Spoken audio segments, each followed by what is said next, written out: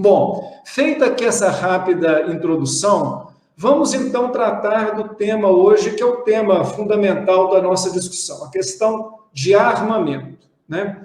Numa sociedade onde se estimula muito a ideia do direito individual, as pessoas são levadas a pensar que elas, cada um, né, tem mais direito do que o outro, é mais poderosa do que o outro, né? É mais importante do que o outro.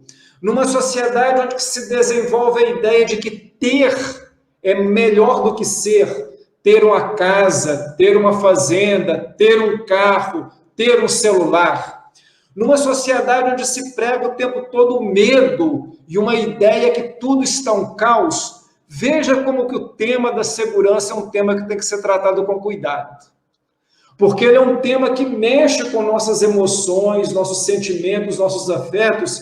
Inclusive, muitas pessoas pensam que a ideia de segurança é alguma coisa assim, que eu tenho, por exemplo, uma arma para me proteger contra todos e todas que são contra mim, e inclusive alguns querem atacar o próprio Estado, como se fosse algo contra a cidadania e não para defender a cidadania.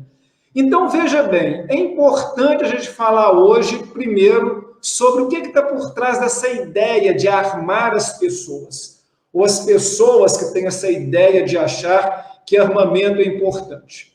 Em primeiro lugar, eu queria aqui rapidamente dizer o seguinte, há mais ou menos uns 9 anos, eu fiz um estudo para uma agência da ONU, que é chamada Programa das Nações Unidas para o Desenvolvimento, o PNUD. Essa agência da ONU me contratou para um trabalho para o Ministério da Justiça. E esse trabalho era para fazer uma análise se há uma relação entre aumento de armas e aumento do número de homicídios, de mortes, e também de violência contra as pessoas. E vejam bem, o Washington, Tiago e todos e todas que estão nos ouvindo. Nós fizemos um estudo pegando referências mais de 160 países. E todos os estudos eram unânimes. Mais armas, mais mortes. Mais armas, mais violência. Mais armas, mais homicídios. Todos os estudos tratam dessa correlação entre o aumento de arma e aumento de violência. Vejam bem, no Brasil são mortas, mais ou menos, 50 mil pessoas por ano. Olha para vocês verem, por exemplo, a guerra do Afeganistão, né? Em uma década, em 20 anos, foram mortos 3.700 norte-americanos e cerca de 60 mil afegãos. Ou seja, em 20 anos, alguma coisa em torno de 65 a 70 mil pessoas. No Brasil, num único ano, matam-se mais de 50 mil. Olha para vocês verem. Agora, qual que é o detalhe? Desses mais de 50 mil, quase 90% são por armas de fogo. E outro detalhe mais escandaloso, somente entre 8% e 20% desses homicídios são desvendados pela polícia e pela justiça. O que significa isso? Quase 90% das pessoas que são mortas, sequer há uma investigação e punição para o culpado. Agora, quem são aqueles que são mortos por armas de fogo no Brasil? Pobres, pretos e das periferias. Quase 80%. Será que isso é uma simples coincidência? Eu pergunto para cada um e cada uma que está me ouvindo aqui. E mais do que isso, eu desafio essas pessoas que não acreditam que procurem as informações sobre esses dados que eu estou passando. Procurem as informações. Procurem lá no Fórum Brasileiro de Segurança Pública, que hoje é um grupo de estudo que envolve não somente pesquisadores, mas policiais de todo o Brasil e do mundo. Procure lá no IPEA, no Instituto de Pesquisa Econômica e Aplicada, que trabalha sobre esse tema. Procura no Instituto Sou da Paz, que é uma das ONGs mais qualificadas em termos de estudo sobre armamento e desarmamento no Brasil. Procurem esses dados. Não fiquem acreditando em mensagens que você recebe pelo WhatsApp, que muitas vezes elas são informações totalmente falseadas para esconder algum interesse por trás delas. Tenha um pouquinho de trabalho e pesquise sobre essas informações. Portanto, a primeira coisa que nós precisamos entender: arma é vetor de violência e de morte. Agora eu pergunto para você, cristão e cristã, nós podemos ser instrumentos de morte? Acabamos de cantar: Senhor, fazei-me instrumento de vossa paz. Não é assim? Primeira coisa. Segunda questão. Muitas pessoas acham que armamento é fator de proteção e de segurança. Neste mesmo estudo que eu fiz, eu verifiquei que arma é fator de vitimização. Veja bem, uma pessoa que tem uma arma em casa, que não sabe como manuseá-la e que eventualmente pode ser surpreendida com um assaltante armado que está treinado e preparado para aquele momento, a possibilidade dela sacar da arma e ser vítima e não ter a arma como fator de proteção é muito maior, segundo os estudos. Mais do que isso, armas em mãos de pessoas que acharam que ia ter fator de proteção acabam caindo na mão de infratores e aumentando o mercado de armas ilícitas. E mais do que isso, arma dentro de casa é fator de suicídio e vitimização de crianças e de pessoas que não sabem lidar com essas armas. Vejam, nós precisamos do Estado que garanta segurança pública de qualidade para todos e todas, e não de pessoas armadas com a ilusão de que ter uma arma vai proteger assim os seus familiares. Os estudos apontam que a possibilidade de vitimização é muito maior do que de proteção. Isso é muito importante das pessoas saberem. Outra coisa, nós temos que pensar que boa parte dessas armas legais, elas vão para o mercado ilegal. No Brasil, não existe nenhuma informação correta sobre o número de armas em mãos das pessoas. Mas há projeções. E há projeções que dizem que há entre 16 e 22 milhões de armas ilegais no Brasil. Vocês estão entendendo? Então, a arma não está somente na mão do crime organizado, dos traficantes de drogas. Armas ilegais, elas estão distribuídas. Eu, geralmente, quando algum jornalista me pergunta assim, mas como é que eu sei que a arma se adquire com tanta facilidade? Eu digo assim, vá numa cidade grande, numa praça, e comece a perguntar para as pessoas se consegue por ali comprar uma arma. Por exemplo, aqui em Belo Horizonte, na Praça 7. Dentro de pouco tempo, alguém vai dizer, olha, conversa com aquela pessoa ali que ela vai te levar a algum lugar que tem uma arma disponível para ser adquirida. É a coisa mais fácil do mundo. Não há controle do Estado. E por que não há controle do Estado sobre armamento? E aí é que eu queria chegar ao segundo ponto fundamental. Primeiro, porque o discurso do medo e da insegurança pública, ele é muito bom para a indústria do armamento e a indústria privada da segurança.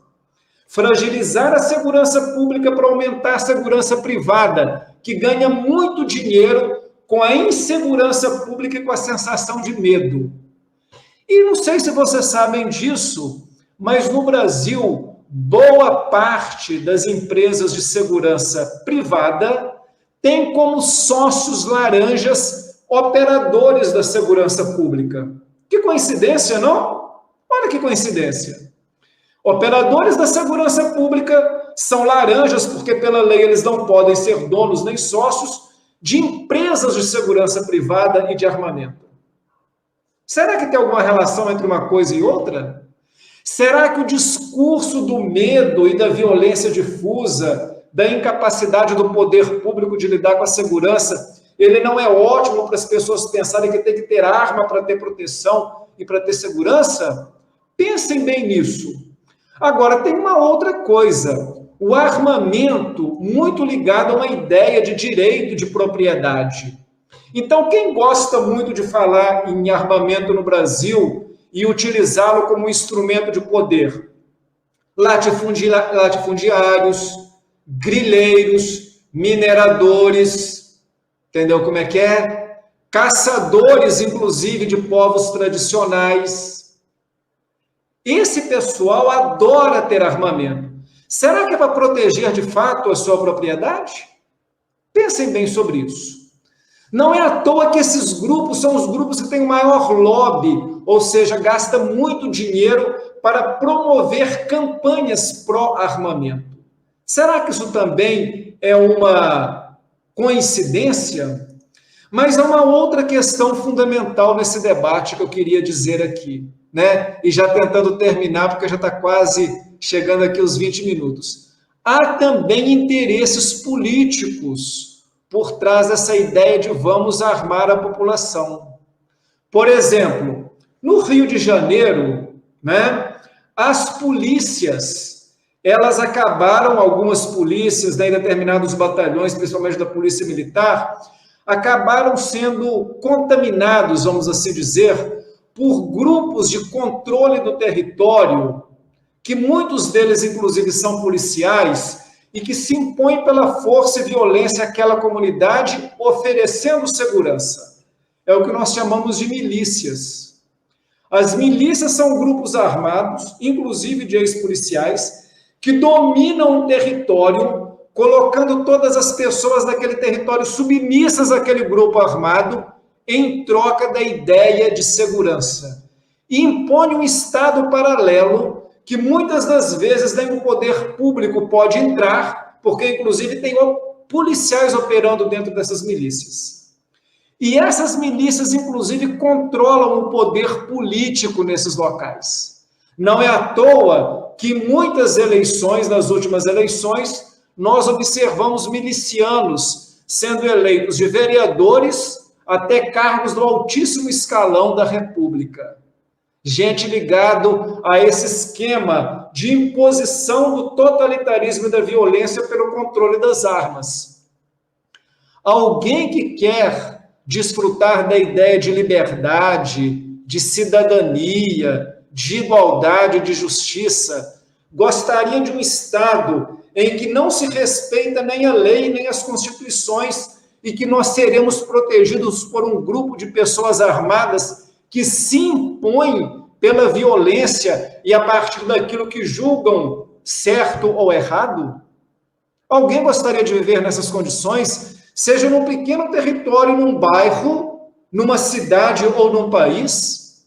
Pensem bem sobre isso. Pensem, então, por que muitas das vezes nós temos de vereador a presidente da República defendendo a ideia de armar a população. Será que essas pessoas estão preocupadas de fato com a segurança dos cidadãos? Se estão preocupados com a segurança dos cidadãos e se são agentes públicos, por que não melhora as condições de segurança pública no país? Melhora a qualidade das nossas polícias, do nosso sistema de justiça, melhora a nossa qualidade das ações de prevenção à violência e à criminalidade, ao invés de dar essa solução fácil e privada, que somente pouquíssimos podem ter que comprar arma com a falsa ideia de que estarão se protegendo. Última questão, antes de passar aqui para o nosso debate. No Brasil ainda acontece algo terrível. Terrível. O Estado é um dos entes mais violentos em termos de armamento. Isso é terrível. Nós temos no Brasil excelentes policiais. Eu não estou fazendo aqui uma análise individual, eu estou fazendo uma análise institucional. Mas a polícia brasileira é a que mais mata no mundo. Para vocês terem uma ideia, o último dado que eu tenho de 2019 a 2020, as polícias brasileiras mataram quase 6 mil pessoas em confronto direto. E grande parte desses conflitos sem nenhum tipo de investigação, porque também é um arranjo entre outros órgãos do sistema de justiça criminal que não estão dispostos a apurar e punir agentes públicos que usam do Estado para matar e perseguir de forma seletiva. Para resumir a conversa, armamento, ele deve ser exclusivo do Estado, que deve ter agentes públicos bem qualificados e órgãos de controle desses agentes muito rígidos para não permitir nenhum abuso. E uma sociedade com agentes públicos que agem dentro da lei, bem preparados e que não abusam, poderão oferecer uma segurança pública que garanta vida digna e tranquila para todos e todas, sem a necessidade de armar as pessoas, sem usar o falso discurso que armamento gera proteção individual e sem gerar o falso discurso de que nós precisamos de nos armar para defender a liberdade. A liberdade é uma conquista coletiva. Uma sociedade justa, fraterna, é uma sociedade de homens, mulheres livres. Uma sociedade violenta é aquela que alguns, pela força, inclusive das armas, querem se impor. Muito obrigado a vocês por terem me ouvido até agora. Eu fico à disposição para a nossa conversa.